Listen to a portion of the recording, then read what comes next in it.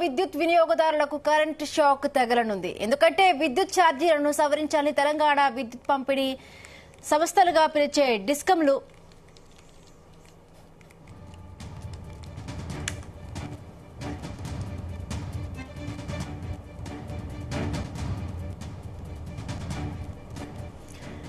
తెలంగాణలో విద్యుత్ వినియోగదారులకు కరెంటు షాక్ తగలనుంది. ఎందుకంటే విద్యుత్ ఛార్జీలను సవరించాలని తెలంగాణ విద్యుత్ పంపిణీ సంస్థలుగా పిలిచే డిస్కంలు ప్రభుత్వానికి ప్రతిపాదించాయి. మొత్తం 3 కేటగిరీల్లో ఛార్జీలను సవరించాలని ప్రతిపాదించాయి. వీటిని ఈఆర్సీ ఆమోదిస్తే లోటును పూడ్చుకోవడానికి 1200 కోట్ల రూపాయల ఆదాయం వస్తుందని డిస్కంలు అంచనా వేస్తూ ఉన్నాయి. ఇక ఇళ్లకు వాడే కరెంటు నెలకు 300 యూనిట్లు దాటితే కిలోవాట్ కు ఫిక్స్డ్ ఛార్జీ వసూలు చేస్తారు. అది ప్రస్తుతం 10 వసూలు చేస్తున్నారు. దాన్ని 50కి పెంచడానికి అనుమతించాలని డిస్కంలు కోరాయి. ప్రభుత్వం గృహజ్యోతి కింద నెలకు 200 యూనిట్ల లోపు 2 వాడుకునే ఇళ్లకు ఉచితంగా సరఫరా చేస్తోంది. అలాగే 299 యూనిట్ల వరకు వాడుకునే ఇళ్లకు ఎలాంటి ఫిక్స్డ్ ఛార్జీ పెంపు ఉండదు. రాష్ట్రంలో మొత్తం 1.30 కోట్లకు పైగా ఇళ్లకు కరెంటు కనెక్షన్లు ఉండగా వీటిలో 300 యూనిట్ల లోపు వాడుకునే వారు 80% పైగా ఉన్నారనే సమాచారం. రైట్, ఇదే అంశానికి సంబంధించి మరిన్ని పూర్తి అప్డేట్స్ మా ప్రతినిధి శ్రీచరణ్ అందిస్తారు. శ్రీచరణ్. Good morning Himabindu. రాష్ట్రంలో విద్యుత్ ఛార్జీలను సవరించాలని తెలంగాణ విద్యుత్ పంపిణీ సంస్థ డిస్కిమ్ లో ప్రతిపాదించాయి.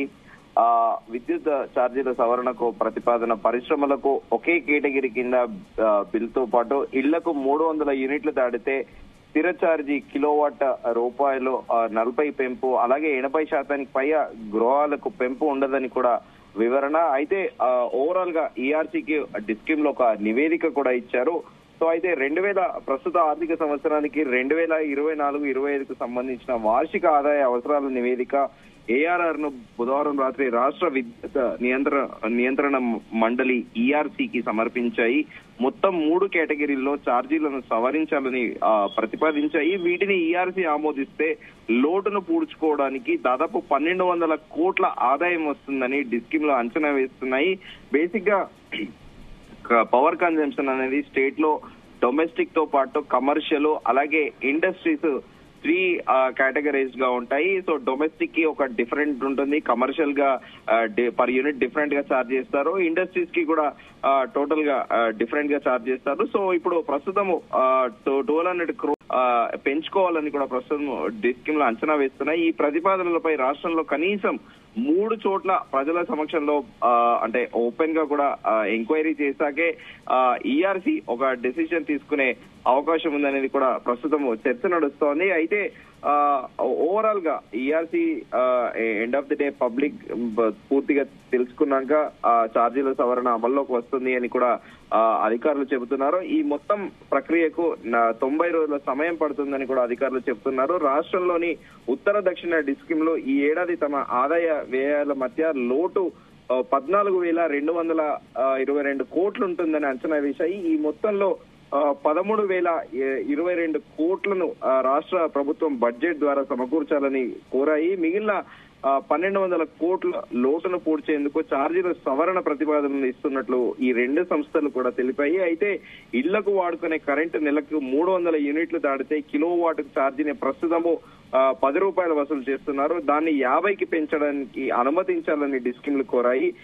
ప్రభుత్వం గృహజ్యోతి కింద నెలకు 200 యూనిట్ల లోపు కరెంటు వాడుకునే ఇళ్లకు ఉచితంగా సరఫరా చేస్తుంది. అలాగే 299 యూనిట్ల వరకు వాడుకునే ఇళ్లకు ఎలాంటి స్థిర ఛార్జీ పెంపు ఉండదు. అయితే రాష్ట్రంలో మొత్తము 1,30,00,000 మందికి పైగా ఇళ్లకు కరెంటు కనెక్షన్లు ఉండగా వీటిలో 300 యూనిట్ల లోపు వాడుకునేవారు దాదాపు 80% పైగా ఉన్నందున ఎక్కువ మందిపై స్థిర ఛార్జీ పెంపు భారం పడదని డిస్కిమ్లు చెబుతున్నాయి. అయితే ప్రస్తుతము హెచ్డి పరిశ్రమల జనరల్ కేటగిరీలో 3 రకాల కనెక్షన్లు ఉన్నాయి. వీటిలో 11 kV సామర్థ్యం కనెక్షన్ తీసుకున్న పరిశ్రమ వినియోగించుకున్న కరెంట్ కు యూనిట్ కు 7 రూపాయల 65 పైసలు చొప్పున వసూలు చేస్తున్నారు.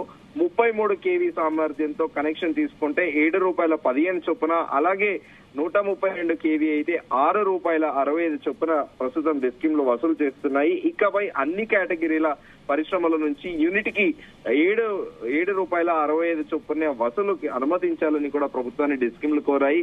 ఆ పరిశ్రమల నుంచి కిలో వాటుకు రూపాయలు 475 చొప్పున వసూలు చేస్తున్న స్థిర ఛార్జీని 500కు పెంచాలని కూడా కోరాయి. ఈ నివేదికను 2023 నవంబర్ 30 కల్లా మండలికి ఇవ్వాల్సి ఉన్న అసెంబ్లీ ఎన్నికల కారణంగా ఇవ్వలేదు. 2024 జనవరి ఆఖరుకు ఇవ్వాలని ఈఆర్సీ ఆదేశించిన లోక్సభ ఎన్నికల కారణంగా కాస్త డిలే అయింది. దీంతో ఫిబ్రవరి 1 నుంచి ఇప్పటి వరకు ఇప్పుడు ఈ డిస్కంల ప్రతిపాదనలో ప్రభుత్వం ఎలా ముందుకు వెళ్లబోతుంది అంటే గృహజ్యోతి పథకంలో ఇచ్చిన 200 యూనిట్ల లోపు ఏదైతే ప్రతిపాదించిందో గవర్నమెంట్ ఫ్రీ కరెంట్ కి సంబంధించింది అంతే కూడా గవర్నమెంట్ మీద ఏమైనా అదనపు భారం అయిందా?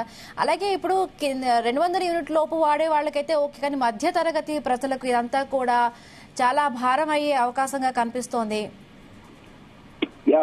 హిమబిందు డెఫినెట్ గా ఇప్పుడు ఇన్ జనరల్ గా ప్రభుత్వం ఇస్తున్న 200 గృహజ్యోతి యూనిట్ అయినా కూడా స్పెసిఫిక్ గా ప్రిసైజ్ గా 200 యూనిట్లే వాడాలి అంటూ కూడా ఎక్కడ కూడా పబ్లిక్ కూడా దాని మీద కన్సర్న్ పెట్టి పూర్తి స్థాయి దృష్టిలో కూడా అంటే మేము 200 యూనిట్సే వాడుకోవాలి, గవర్నమెంట్ మాకు ఫ్రీగా ఇస్తుంది అనేది కూడా వాళ్ళు ప్రిసైజ్ గా ఎవ్రీ డే కరెంట్ కన్సంప్షన్ ఎంత అవుతుంది అనేది అక్యురేట్ క్యాలిక్యులేషన్స్ అనేటివి ఎవరికి ఉండవు. బేసిక్ గా 200 యూనిట్స్ పైన ఏదైతే వాళ్ళు కన్సంప్షన్ చేస్తారో దానికి డెఫినెట్ గా గవర్నమెంట్ ఛార్జ్ చేస్తుంది.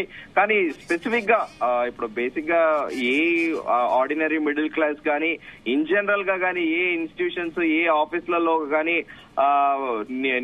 నెసెసరీ నీడ్ ని బట్టి కూడా ఏసీ గానీ ఫ్యాన్స్ గానీ ఇతరత్ర వాటికి కానీ ఎలక్ట్రిసిటీ అనేది వాడుతూ ఉంటారు. దానికి స్పెసిఫిక్ గా ఇంతే వాడుకోవాలి అనేది కూడా ఎవరు ప్రిడిక్ట్ చేయలేరు. ఇంత వాడుకుంటే ఇంత బిల్ వస్తుంది అని కూడా చెప్పలేరు. కాకపోతే ఏంటంటే ఇప్పుడు మధ్యతరగతి పైన ఒకవేళ ఇప్పుడు ప్రస్తుతం 40 రూపాయలు పెంచాలని కూడా డిస్కిమ్లు ఏవైతే ప్రతిపాదించాయో డెఫినెట్ అది ఖచ్చితంగా మధ్యతరగతి వాళ్ల పైన అయితే ఖచ్చితంగా భారం పడుతోంది. ఎందుకంటే ఈ ప్రభుత్వం ఇచ్చిన 6 గ్యారెంటీలకి ప్రస్తుతం ప్రభుత్వం ఖచ్చితంగా ఆదాయ వనరులు సమకూర్చుకోవాలి అంటే డెఫినెట్ గా ఇప్పుడు పరిశ్రమలకు ఒకే టారిఫ్ గనక ఒకవేళ పెడితే వాళ్ళకందరికీ కూడా ఇది భారం అయ్యే అవకాశం లేదా?